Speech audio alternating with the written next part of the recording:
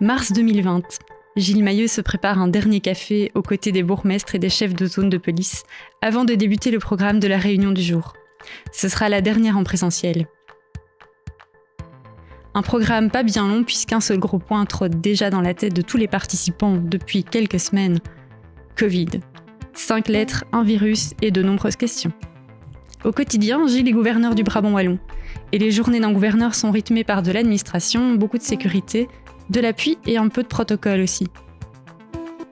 Mais depuis l'arrivée de ce nouveau virus, le focus se resserre encore plus sur la gestion d'une crise qu'on sait déjà hors cadre.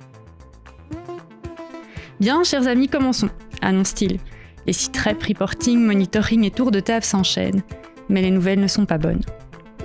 Des réunions comme celle-là, il y en aura de très nombreuses et de très difficiles durant presque 2 ans, nécessitant en tant qu'autorité provinciale des prises de décision et la coordination d'actions sur le terrain. Tant dans les hôpitaux, dans les secteurs critiques, dans les collectivités, que pour les intervenants médicaux et de police. Depuis, 3 années se sont écoulées, et si le souvenir de cette période inédite est encore bien net, Maurice aurait préféré ne plus jamais en reparler. Simplement avancer et laisser derrière nous cette parenthèse volée à la vie des citoyens de sa zone, qu'il rencontre quotidiennement dans son métier de policier. Oups, j'ai oublié de vous présenter Maurice.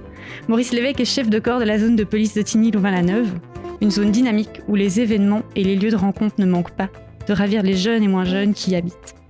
Tantôt en côté étudiant, dans la ville universitaire, tantôt au calme, dans un quartier résidentiel non loin de là.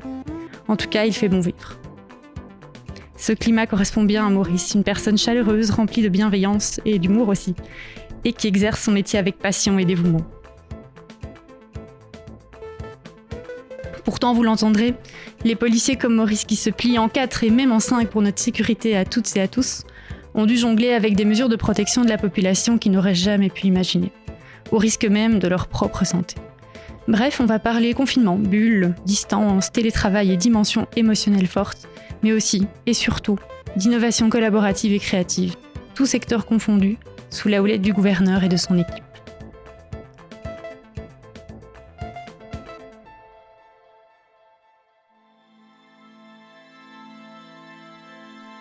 Moi, c'est Nathalie. Je suis responsable communication pour le gouverneur du Brabant wallon. Et ma voix vous a accompagné au long de Covidence, à la rencontre d'acteurs de terrain, engagés dans la lutte contre le coronavirus.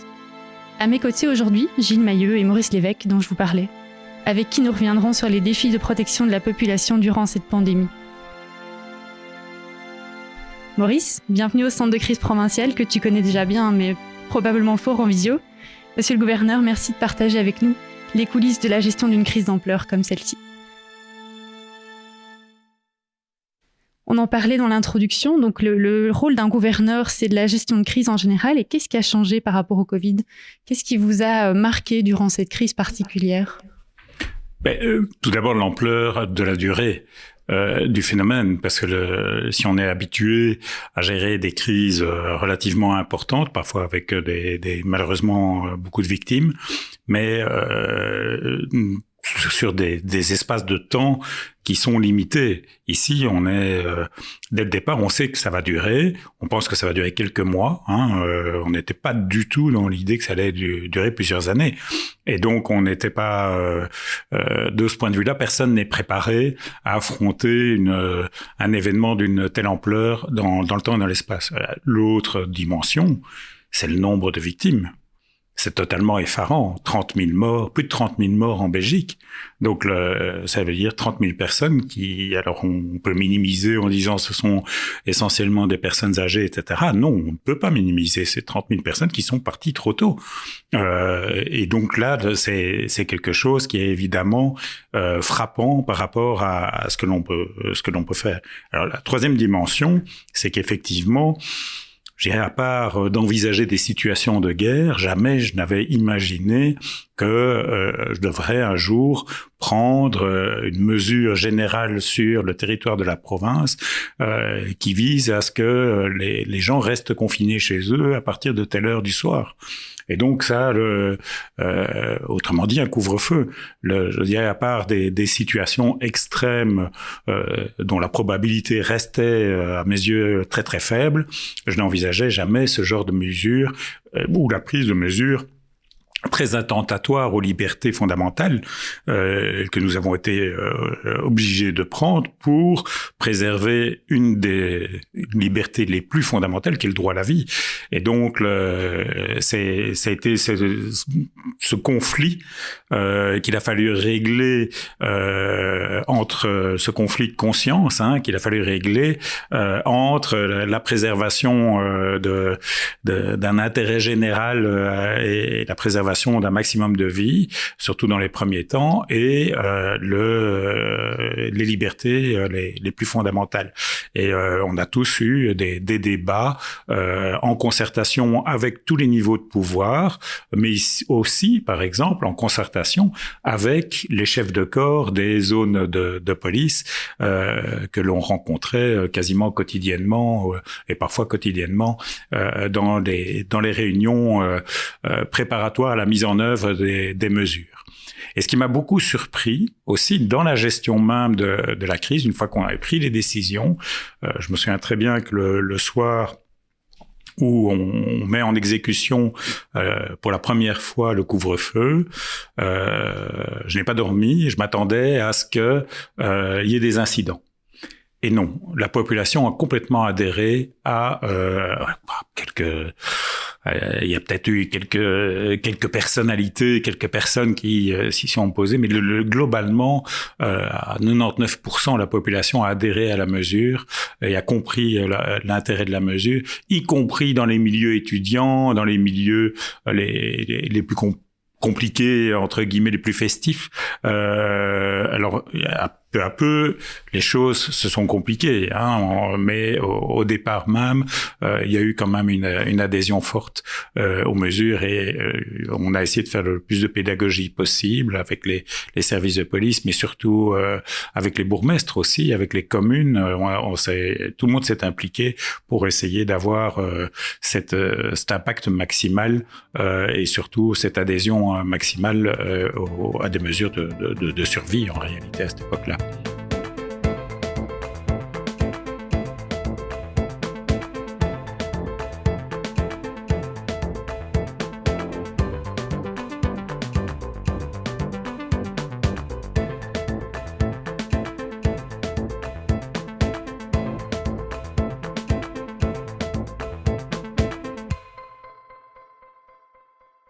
Maurice, dans ta zone alors à Ottignies-Villeneuve, est-ce que tout ça s'est bien ressenti sur le terrain? Est-ce qu'au niveau de ta zone, il y a eu justement tout ce que le gouverneur disait, cette mobilisation de tous les niveaux, est-ce que tu as pu la constater? Est-ce que dans ta zone, c'était un peu sensiblement pareil? Oui, comme le disait Gilles, effectivement, il y a eu plein de mesures qui ont été prises. Ce qui a été fort compliqué dans la zone, mais je pense essentiellement d'abord pour la population, et à travers la population, mais aussi pour les policiers, qui quelque part ne sont qu'une représentation de la population, c'est que beaucoup de directives sont arrivées, beaucoup d'informations sont arrivées, beaucoup d'informations contradictoires, beaucoup de désinformations qui ont fait qu'on a été d'abord dans un grand climat d'insécurité, comme le disait Gilles.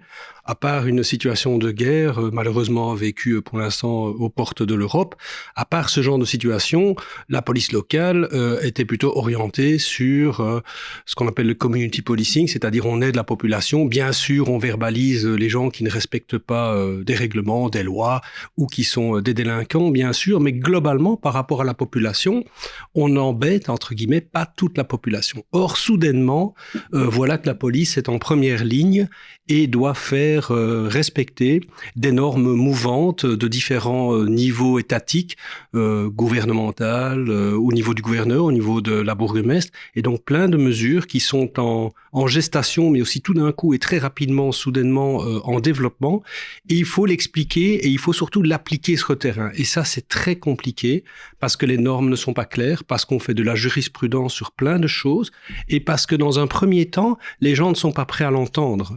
Et comme disait Gilles, effectivement, on a eu beaucoup de feedback positif, mais peut-être pas dans un premier temps. Dans un premier temps, on a plutôt été dans un sentiment de confrontation, d'inutilité de certaines mesures. Là, c'était plus compliqué à faire respecter sur le terrain. Et une fois que les gens ont compris qu'il y allait de leur santé, de leur sécurité, de leurs proches qui à gauche ou à droite décédaient, et ce, y compris chez les policiers. Donc tout le monde a bien compris à un moment qu'il fallait faire quelque chose. Et là, notre rôle a été peut-être plus positif, plus guidant, et plus normand, mais de façon mieux acceptée de la population. Je crois qu'il faut distinguer vraiment les différentes phases de la crise et les différentes vagues. Lors de la première vague, il y a la population, comme les policiers, moi-même, je dis, tout le monde est fortement inquiet on ne sait pas ce à quoi on a affaire. Et donc, on va avoir, lors de la première vague, on a 10 000 morts. Sur l'ensemble de la Belgique, mais le Brabant wallon va être assez préservé lors de la première vague. Et donc, dans ce moment-là, il y a une adhésion assez spontanée aux mesures, mais il y a un discours contradictoire qui vient à un moment donné, notamment sur les masques, inutiles dans un premier temps, puis fort utiles dans un second temps, à partir du moment où on en a eu.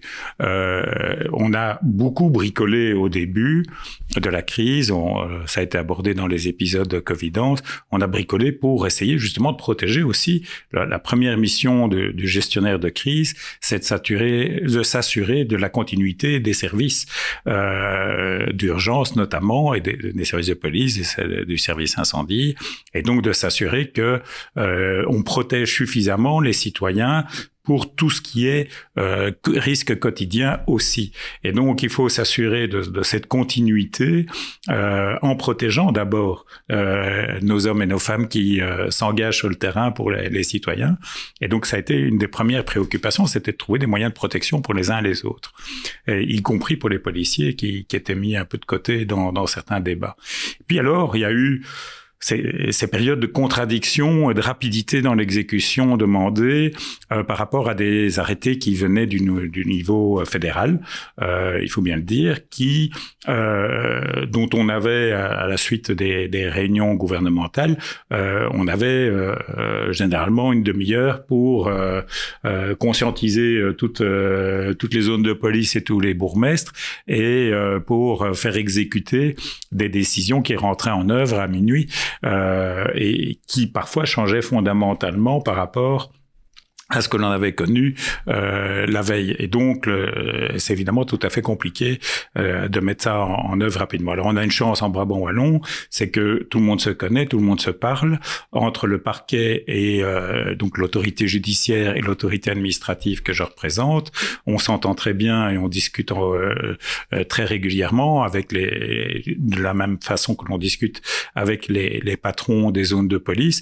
Du coup, ça facilite évidemment la prise de décision et l'exécution plutôt des décisions qui sont parfois prises à un autre niveau.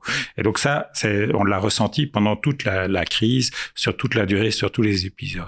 Mais c'est surtout lors de la deuxième vague que ça a été extrêmement compliqué, parce que il y avait eu changement de gouvernement, enfin on était en pleine période délicate de ce point de vue-là, et on a énormément tardé à reprendre des mesures, ce qui fait que plusieurs gouverneurs ont pris l'initiative de prendre des mesures, je dirais, tout seul, même si c'était concerté et qu'on a fini par avoir l'accord de la ministre de l'Intérieur. Mais on a dû prendre ces mesures, en particulier parce que on observait là, contrairement à la première vague, en Brabant wallon, une montée totalement exponentielle des cas, et des cas dramatiques, tant vis-à-vis des jeunes, notamment cette fois-ci, et notamment dans la zone d'Ottigny-Louvain-la-Neuve, qui regroupe énormément de jeunes. Et donc là, c'était un problème d'une augmentation phénoménale des cas, et parmi les personnes âgées, dans les maisons de repos notamment, où on était face à une situation qui devenait tout à fait dramatique dans de nombreuses maisons de repos. Et donc face à ça, il fallait prendre des mesures dans un premier temps, là où la crise était la plus forte, et en l'occurrence, c'était notamment Brabant wallon. Et c'est pour ça qu'on a pris cette initiative avec un peu d'avance sur la décision du fédéral quelques jours plus tard.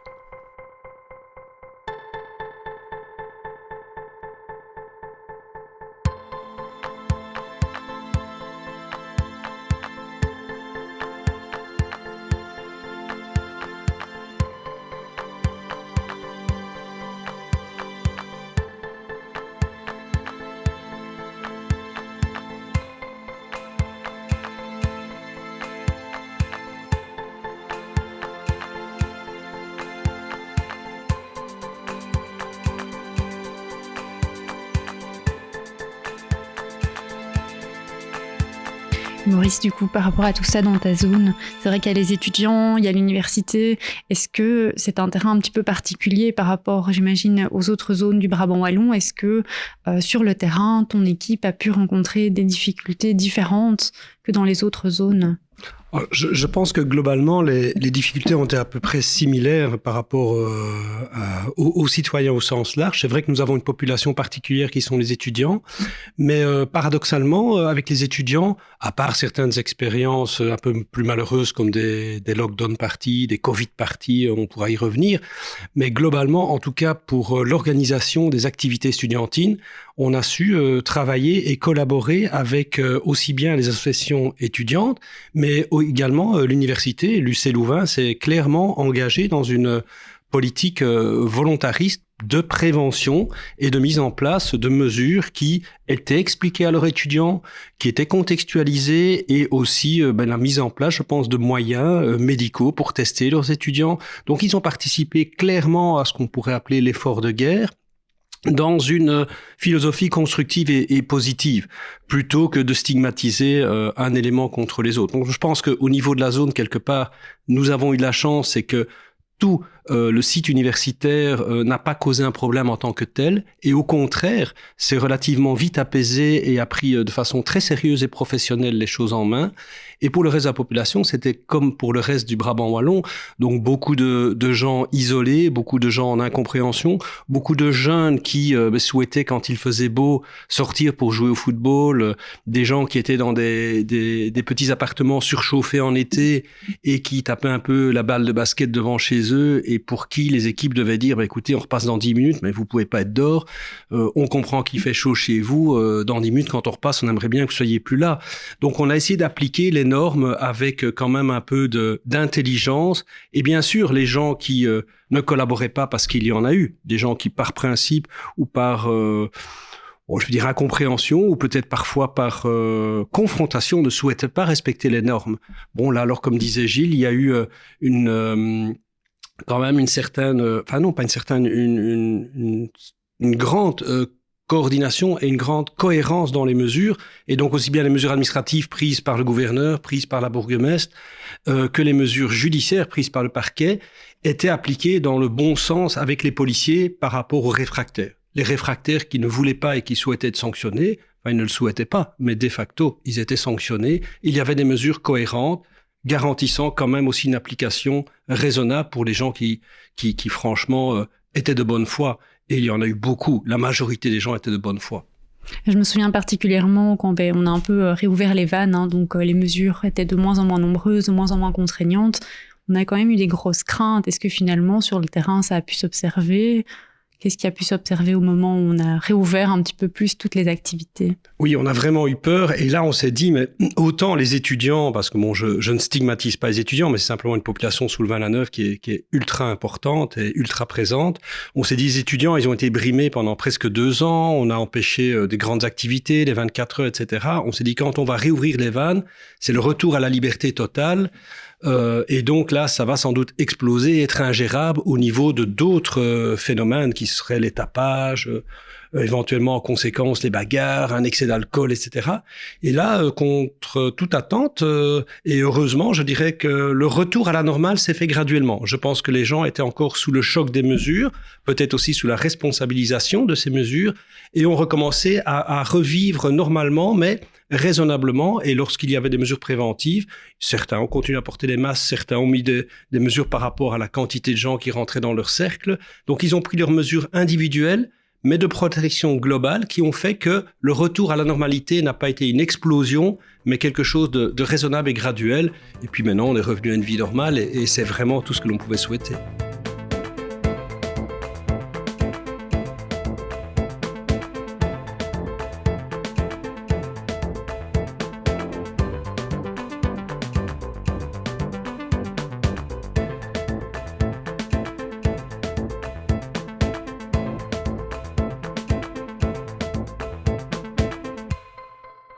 Monsieur le gouverneur, au niveau de la province, est-ce que ce respect collectif, finalement, a pu s'observer un petit peu partout? Parce que je me souviens, on était un peu surpris au départ en se disant, tiens, on a un petit peu peur que ça explose par-ci par-là au niveau du relâchement, mais dans l'ensemble? Est-ce que ça peut se constater partout en Brabant-Wallon à ce moment-là? Alors, oui. Je dirais, la grande difficulté qu'on avait, c'était de mesurer les choses. Et donc de mesurer comment les citoyens réagissaient et tout comme mesurer comment l'épidémie évoluait. Et donc ça a été, tout au début de la crise, ça a été une des problématiques fondamentales, c'est qu'on était un petit peu aveugle sur, on avait des indicateurs, mais peu localisés. Et notamment la situation dans les écoles était donc autant à l'université on avait de l'information parce que par exemple on savait exactement combien de membres du personnel de l'UCL étaient malades ou pas, et donc là on avait des infos, autant dans le milieu scolaire au sens large qui est très important aussi à Ottignies-Louvain-la-Neuve, hein, donc les lycéens, les élèves des écoles fondamentales sont aussi très nombreux sur Ottignies-Louvain-la-Neuve, et par exemple, et ailleurs dans Brabant-Wallon aussi bien entendu, et donc là on avait peu d'informations qui nous remontaient en tout cas de façon utile et en temps sur l'évolution de l'épidémie et des comportements. Et donc c'était ça qui était très important à mettre en place rapidement, ce qu'on a fait en Brabant-Wallon, ce qu'on fait aussi d'autres collègues d'ailleurs, c'est d'avoir un dialogue permanent avec les autorités communales, avec les zones, pour avoir cette information qui remonte sur la façon dont globalement cela se comporte, comment les citoyens interprètent les mesures, quelles sont les difficultés par rapport à certaines mesures. Je me souviens des difficultés qu'on a eues tout au début quand certains marchands de plantes vertes étaient autorisés mais pas d'autres commerces similaires. Et donc, toutes ces interprétations, toute cette jurisprudence qu'on a dû créer à l'époque, par rapport à certains commerces ou par rapport à certaines activités sportives. Et donc là, pour tout cela, il a fallu un peu construire en fonction de ce qui nous remontait du terrain. Et donc, l'important, pour moi, c'est un apprentissage, c'était de bien avoir cette remontée d'informations qui vient de ce que le policier de terrain constate, il faut que son chef de corps le sache et que au-delà que l'autorité soit au courant aussi, parce que il faut qu'on corrige, qu'on adapte en fonction de ce que l'on observe et quitte à renforcer les moyens sur des positions fondamentales et à lâcher la bride sur des aspects qui peuvent être secondaires et qui permettent à la population de respirer, par exemple.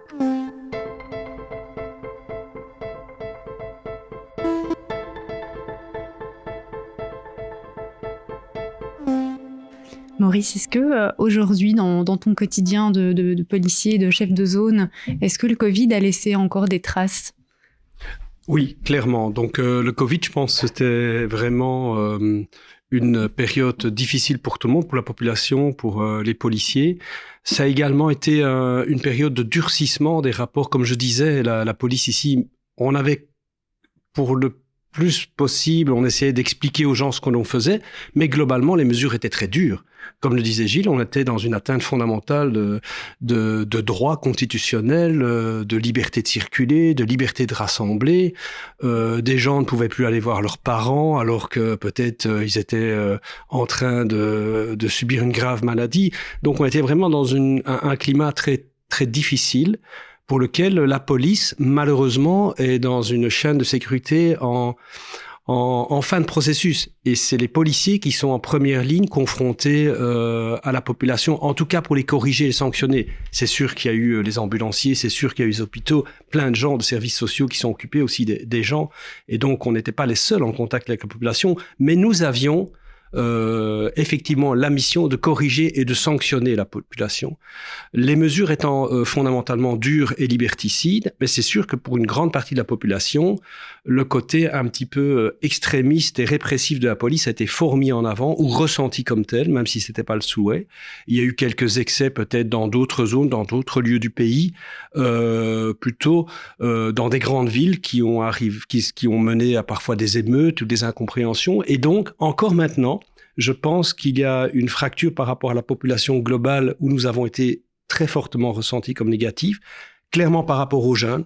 Les jeunes avaient besoin de bouger, de s'oxygéner, de vivre, étaient peut-être dans un premier temps moins sensibilisés à la problématique de décès des personnes âgées. Et donc, la police a dû reconstruire, et je sens bien encore, presque 2 ans après, que le rapport avec les jeunes est plus difficile. On a un travail à reconstruire, de positiver et d'être là aussi pour aider la population et pas seulement pour sanctionner. Donc oui, le Covid a laissé des traces de cristallisation au niveau de la population. C'est dommage, c'est une réalité, donc on doit remettre en place des choses pour positiver cela maintenant.